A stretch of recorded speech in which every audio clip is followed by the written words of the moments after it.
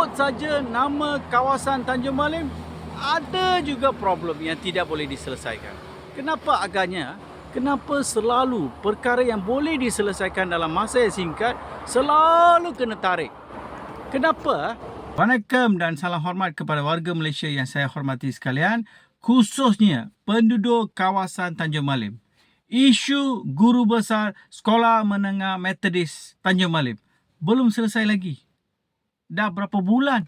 Yang saya dapat tahu, guru besar sebelum ini, dia bersarah pada bulan 1.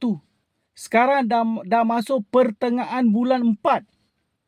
Dah berapa hari tak ada guru besar? Soalan saya kepada PPD Mualim dan JPN Perak, dah lebih 100 hari.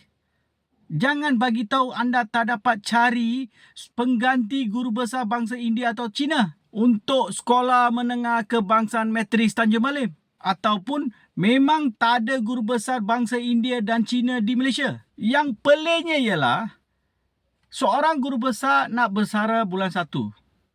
Kenapa PPD Mualim dan JPN Perak tak buat persediaan awal untuk menyediakan seorang guru besar kepada PPD Mualim dan JPN Perak? Anda tahu tak erti efisien? Hari ini seorang guru besar bersara, besok pengganti sudah datang. Sudah ada guru besar baru.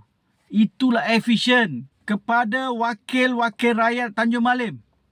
Perkara seperti inilah anda kena turun, menumpukan perhatian sepenuhnya kerana ini melibatkan pendidikan rakyat yang mengundi anda. Sebab inilah dari dulu saya menegaskan bahawa keluarga wakil rakyat mesti tinggal di kawasan yang mereka dapat undi itu.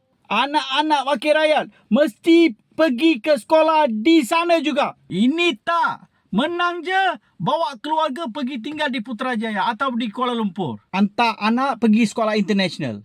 Kalau tidak tinggal di kawasan anda menang, anda dapat undi, bagaimana anda boleh melihat kehidupan harian penduduk yang mengundi anda dan juga kesusahan yang mereka hadapi setiap hari?